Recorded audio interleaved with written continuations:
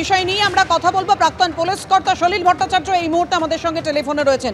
সলিলদা, রাতে মির্জা গালিব স্ট্রিট আর দুপুরে বেলঘরিয়া, একেবারে ভর দুপুরে যেভাবে গুলি চালালো দুষ্কৃতীরা গাড়ি লক্ষ্য করে, এক দুষ্কৃতীদের দাপট তো ক্রমেই বেড়ে চলেছে শহর থেকে শহরতলি।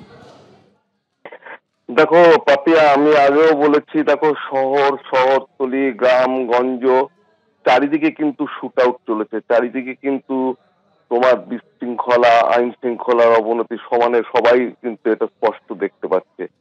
পুলিশ প্রশাসনের collection of intelligence, maintenance of swords, informer যে কোন জায়গায় পৌঁছেছে বোঝা যাচ্ছে। ভোট পরবর্তী প্রতিহিংসা, হত্যা, বোমাবাজি অব্যাহত।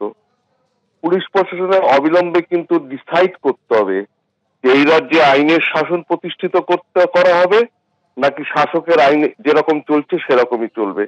যদি আইনের শাসনকে প্রতিষ্ঠা করতে হয় তবে এই যে গণতন্ত্রের ডেমোক্রেসির বা পুলিশের আইন শৃঙ্খলা যে গ্যাস্পিং স্টেটে রয়েছে তাকে যদি সুস্থ এবং স্বাস্থ্যকর জীবন দিতে হয় তাহলে পুলিশ প্রশাসনকে রুল বুক এবং এসওপি অনুযায়ী কাজ করতে হবে চরম নিরপেক্ষভাবে। নতুবা রাজ্য এবং শহরবাসীর সামনে যে দুর্দিন যেটা এসছে তা কিন্তু আরো অন্ধকারাচ্ছন্ন হবে। দেখো, দলমত এবং অন্যায় আদেশ, মানে যেটা যে দল বলো মত বলো অন্যায় আদেশ বলো which is contrary to the law, না মেনে আইন অনুযায়ী সম্মানের সাথে আইনকে সঠিকভাবে প্রতিষ্ঠা করাই হচ্ছে রাজধর্ম। আজকে কিন্তু সেই সময়টা এসে গেছে ভাববার সময়। আজকে তুমি যাই বলো, তুমি একদিকে দেখছো তোলাবাজি, একদিকে সিন্ডিকেট, একদিকে মারামারি, একদিকে শুট আউট, মার্ডার, কি হচ্ছে না, হোয়াট নট বলো। তুমি লোক যেখানেই দেখো পুলিশ যদি পার্টিশন অ্যাটিটিউড থাকে তাহলে পুলিশের প্রতি ভরসা মানুষের থাকে না বাপিয়া। একটার পর একটা ঘটনা ঘটেছে, আরো একেবারে সলিল, আপনি একটার পর একটা ঘটনা বলছেন, আপনাকে ধন্যবাদ। এই সেই একটার পর একটা ঘটনার ছবি আপনাদের সামনে রাখবো।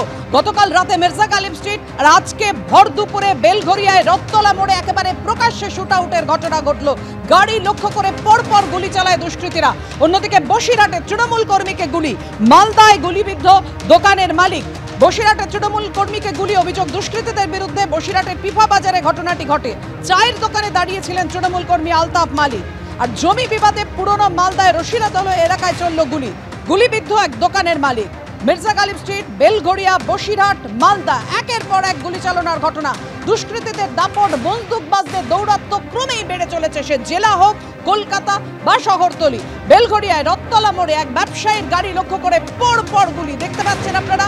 সেই গুলি আমরা মার্ক করে দেখানোর চেষ্টা করছি, গুলির চিহ্ন একেবারে স্পষ্ট।